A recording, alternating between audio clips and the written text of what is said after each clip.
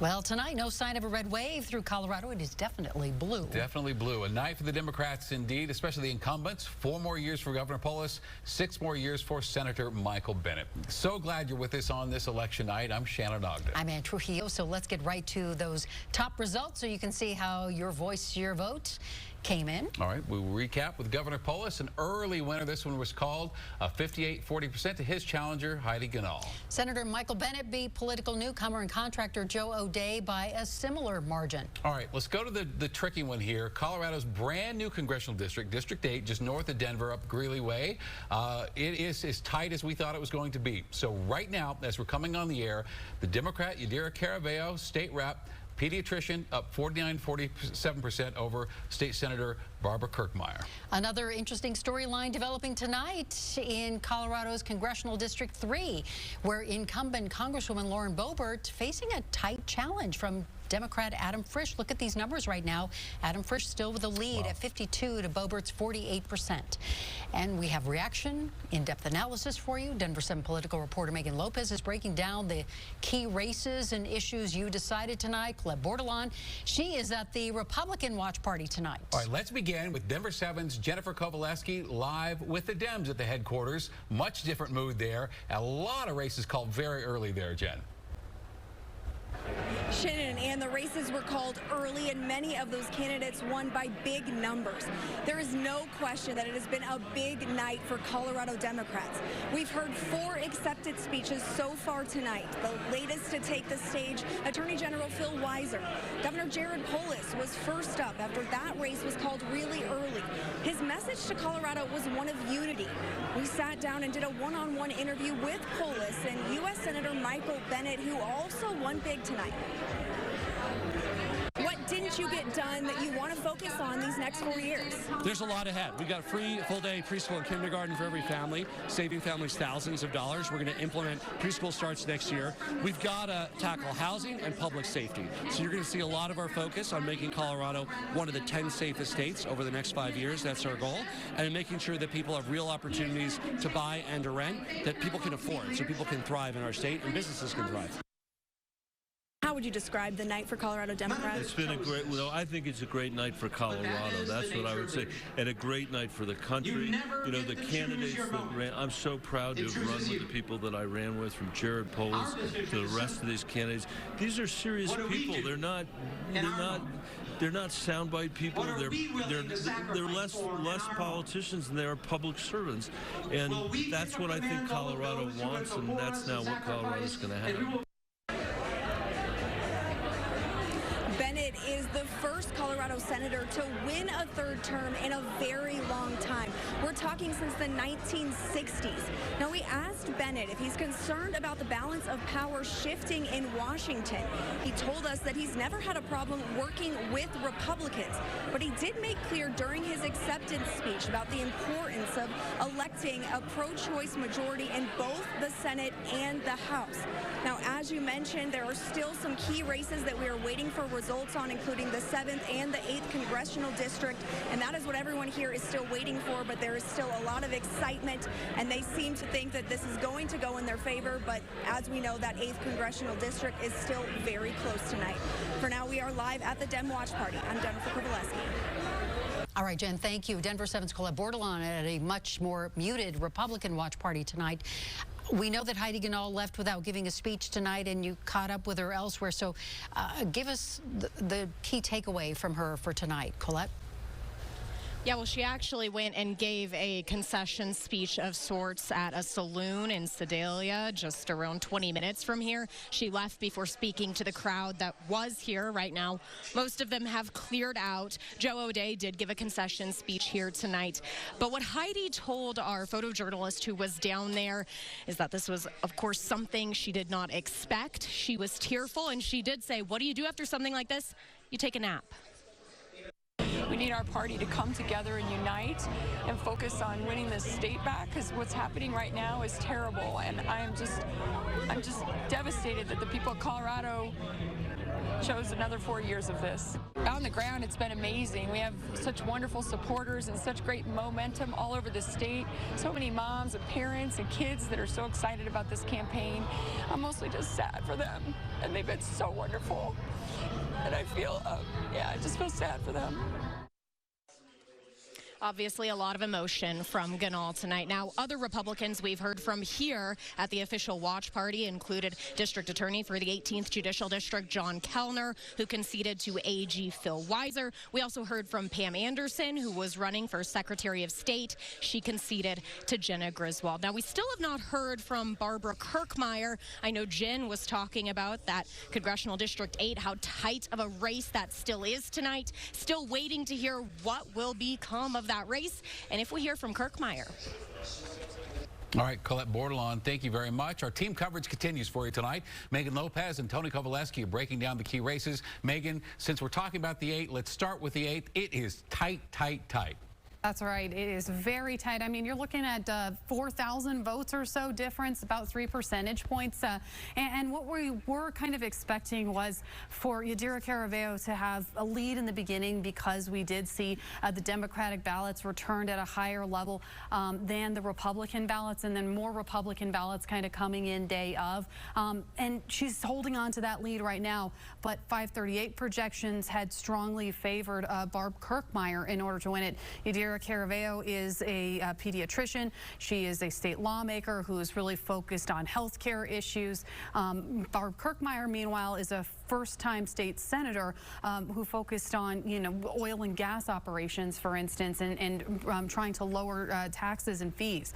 So I did want to take a look quickly at the map here that we've got for what's happening so far. There's not really a lot of surprises. So what you're seeing, this county is made up of 3 different parts, or this district rather is made up of 3 different counties. You've got Weld, Larimer, and then Adams County. Adams County right now is breaking for Caraveo. That's where she's picking up a lot of her votes at this point. You can see she's beating Kirkmeyer in this county 55% to 40%. Where Kirkmeyer is doing really well is in Weld County. She's handily beating Yadira Caraveo 57% to 39%. Larimer County is a much closer area to be watching. So this district is a unique one because it's the first time that we're going to have a representative from this district. It has very low voter turnout historically, and it is primarily Latino and non-white voters. So a very important district, a very tight race, and one that right now is just too close to call. All right. Megan Lopez, thank you very much, Megan. Back with you in just a bit. Now to Tony Kovaleski with the results so far, county by county. And Tony, we're going to go to bed tonight with Colorado a little bit bluer than I think a lot of people expected. A little bit bluer. We've seen across the country the red wave. Red wave in Colorado, you could probably fit inside this water glass right here, because that's about all that happened. There wasn't even that much. And I'm going to take you inside the numbers. You're going to see historically how Democrats not only won by big numbers, but also improved on where they were 4 or 6 years ago. Let's start with the governor's race and Governor Polis. This was in 2022. You can see he's now got a more than 20% lead in that race. If we go back just 4 years to see how those numbers worked, and in that governor's race, statewide, you will see numbers that are significant, and this is why. Let me back you up. My computer's giving me a little difficulty here. We'll go to that governor race. Good. 58%, 49. 4 years ago, Governor Polis winning only by 9%, so increase those numbers. The AG race, let's look at that. 2022, Phil Weiser, 54 to 43. You go back 4 years, only 50 to 46 over George Brockler. You look at the Senate race, historically, again, we'll start 2022, and Michael Bennett, 56% to 41. You go back 6 years in that race, Bennett winning only 50 to 44. So historically, Democrats not only won by big numbers, they increased on where they were 4 years ago. Any discussion of a red wave in Colorado is a non-discussion, a non-issue, a big, big night for Democrats. The only race they're probably looking at for a victory is that 8th congressional district, and that probably will go past midnight and maybe even into tomorrow. So I think it's a time for Colorado's Republican Party to look in the mirror and say, what does the future look like? Because right now, a strong message coming from Democrats in the state. All right, Tony Kowaleski, thanks for your help there, Tony. Our guest tonight, expert analyst, Republican strategist Laura Carno to my left, and to the right, oddly, Democrat Steve Welch. Oh, and Tony mentioned the 8th Congressional District, but it's really the 3rd also that we should be talking about as well, because we know that Adam Frisch has taken the lead over Lauren Boebert, but you're saying that there are still a lot of districts that are notorious for reporting late, correct? Right. Pueblo, the county of Pueblo has notoriously been a very late reporter, where you don't know all of the votes for days. We're also hearing from Magellan Strategies that there's another 100 to 150,000 votes out there yet to be counted. So if those are same-day votes, those are probably going to lean strongly Republican. Yet this race is tighter than most people expected. Yep. At this point. I would say that the fact that we're even talking about District 3, as much money as she raised, the profile she has, really speaks to where Coloradans are at. The crazy is out of fashion right now, and that we said that kind of statewide. We're saying it in CD3 as well. She may yet win this thing because Laura's right. There are a lot of votes in Mesa County, which is Grand Junction, and Pueblo County that haven't been counted yet. But boy, the fact this is even close is really saying something. And I know a very popular question to a lot of the Republican candidates nationwide, including here in Colorado, is will you accept the results of the race, whatever? I don't know that I heard that from Boebert. Do you know the answer to that? I don't know that I heard the question asked. All right. Yeah. Very good. Let's talk about the 8th for a moment, because that is neck and neck, and people were not expecting it to be that close. What's your assessment of that? That would be where the question will actually matter, is in CD8, I think. I'll remind folks that back in 2002, when CD7 was brand new, it took until December to decide this race. And so when you look at the State Board of Education race and the Regent race, also in CD8, they're also 50-50. So this could be a long, long process to work itself out. All right, Steve, Laura, thank you both very much. We really appreciate it. All right, before we head to our break, a look at some of the other races. House District 3, as we said, not been called out on the West Slope. Adam Frisch, though, right now with the results we have, leading incumbent Lauren Boebert. And again, the newly created 8th District, Yadira Caraveo beating Barbara Kirkmeyer right now. All right, Congressional District 7, Brittany Pedersen has been declared the winner. This is Pearl Mutter's old seat. She beats Republican Eric Odland by a pretty wide margin tonight. And we'll be right back.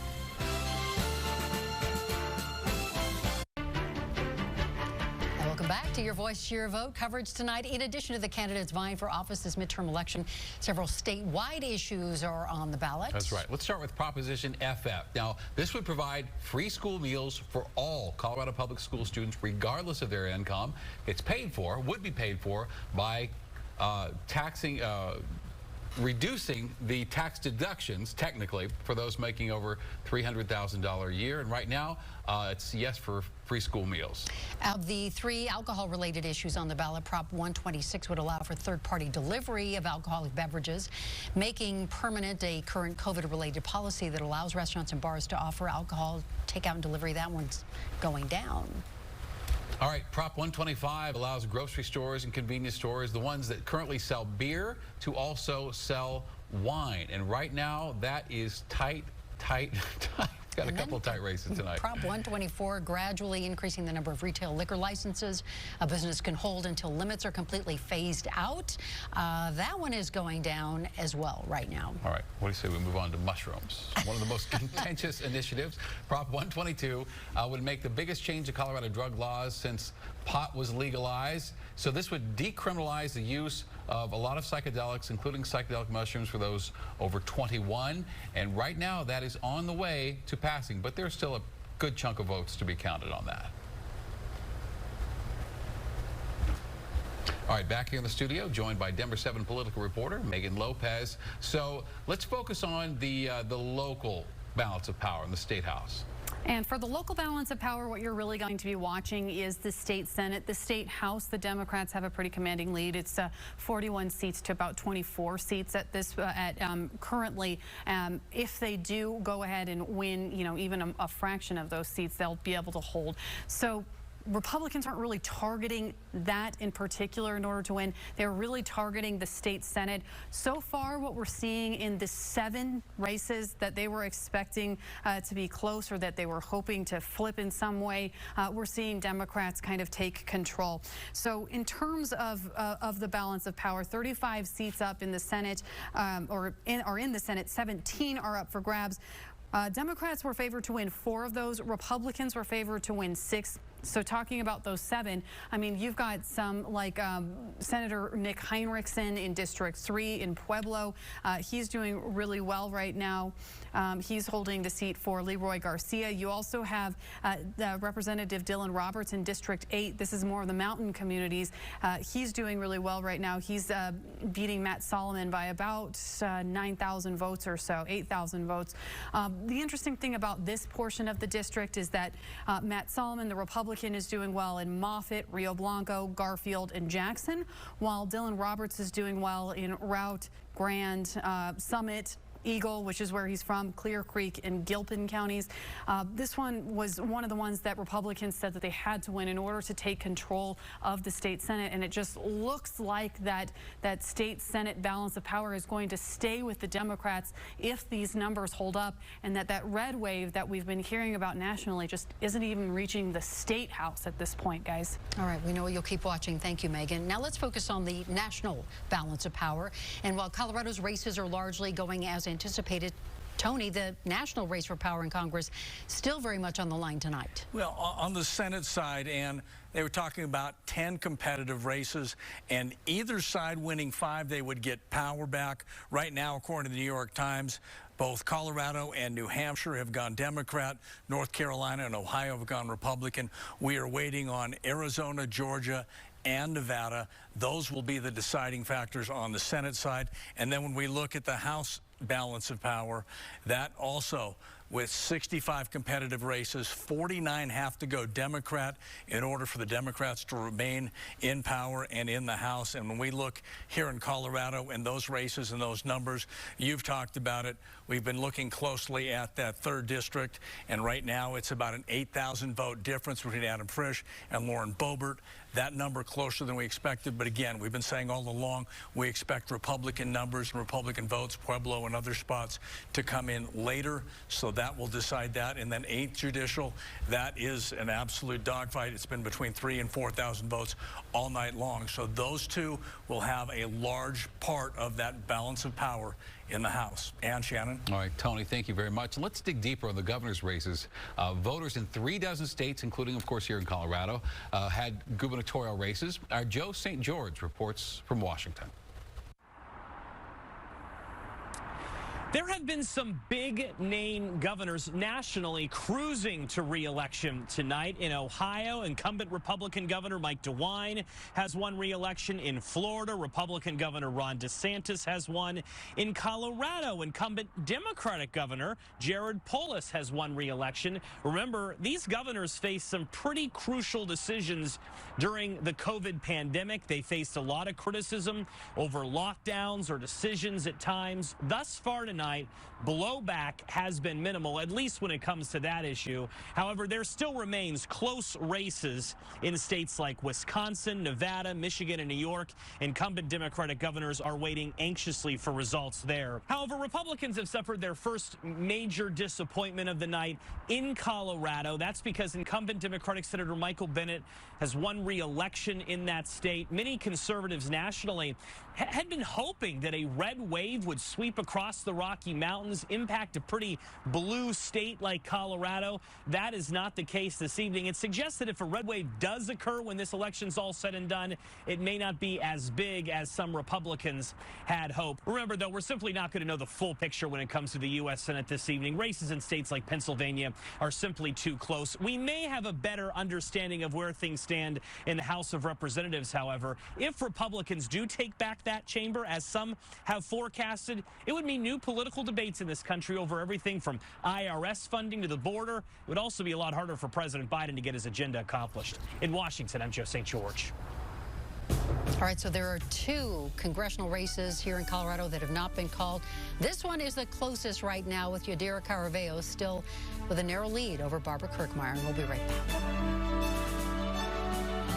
Good Morning Newscast is a balance of the hard-hitting news and the positive stories in our community. At Denver7, we want to give you all the information that you need to keep your family safe, but we also want to have some fun and get your day started right.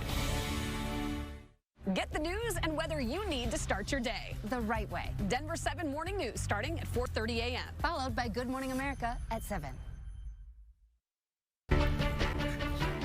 Welcome back to Your Voice, Your Vote. And what just happened in Colorado tonight? This was, I think, not the night that anyone really expected. Colorado is definitely a blue state right now. Is that what we can safely say? It went blue 2 years ago. It is now officially royal blue and probably going to stay blue for the foreseeable future, no doubt. Yeah, disappointingly to everybody on my side of the aisle, because we thought that this red wave was at least going to be a little bit of a red trickle, a smaller wave here, but we definitely are living in a blue state. But you're seeing some bright spots. Yeah, I was looking at digging into the numbers in Douglas County, and the sheriff's candidate there, Darren Weekly, a friend of mine, won by 64%. But then looking at the Republican votes for the constitutional seats, they were only 53% Republican votes. So it's very interesting when we talk about either ticket splitting or undervoting, what happened with those voters. And I think there are going to be very interesting case studies. I'll be taking a look at the after everything comes in Douglas County as an example. So let's go to the 8th district, our new one that's not called yet. And Steve, we have a libertarian here who might be playing spoiler tonight. Absolutely. I mean, the libertarians at 4% of the vote. And when you have two candidates at 50-50, essentially, 4 points could make the difference dramatically. And libertarians generally take from Republicans. I think Laura would agree with that. That's analysis. And so it's a 2-point split right now. It's a 2-point split, right. It's really tough. And then again, the State Board of Education and the CU Regent, also in CD8, are also 50-50 races. And so it could be a long, long time for this seat. And what do you think this says about Colorado? That, I mean, is it you know, a statement about Trump? Is it a statement about Biden? Is it just that Coloradans said we want to play it safe right now? What do you think this says tonight? Well, this was a Biden plus 13 state 2 years ago. Now we're a plus 20 state. I mean, for polls to have that kind of number, even Michael Bennet did that. And Michael Bennet didn't think he's going to have that kind of number tonight. Right. He won with 2 touchdowns. That's a big deal for Michael Bennet, and he's very happy about that. The other one I thought was really incredible was Congressional District 7. Open seat, newly drawn. It lost Arapahoe County, lost Adams County, just had Jeffco as the base. Ed Perlmutter's not running for that seat, as we know. Brittany Pedersen ran up the score for 45,000 votes in Jeffco alone tonight. That's an Ed Perlmutter hoorah right there. Yeah, no one thought it would be that close. No. All right, quick final thoughts from you, Laura. Yeah, and I just want to say, let's not forget all of the people who've moved to Colorado from very blue states. There's been a lot of in-migration from a lot of states that they brought their voting habits with them. And let's not forget that. And their mushrooms. And their mushrooms. All right, well, we have, we've had a lot of big developments here in Colorado tonight. A lot of races called, the 3rd and the 8th. Still, we are watching. All right, so stay with us. Be right back. All right, as we leave you tonight, there are still some issues undecided tonight, but 2 major congressional races still undecided tonight. First, the 3rd congressional district, Democrat Adam Frisch leading incumbent Republican Lauren Boebert. And then the new district, District 8, Yadira Caraveo, still leading Republican Barb Kirkmeyer, but too close to call as we end our coverage this evening. Thank you for watching. Have a good night.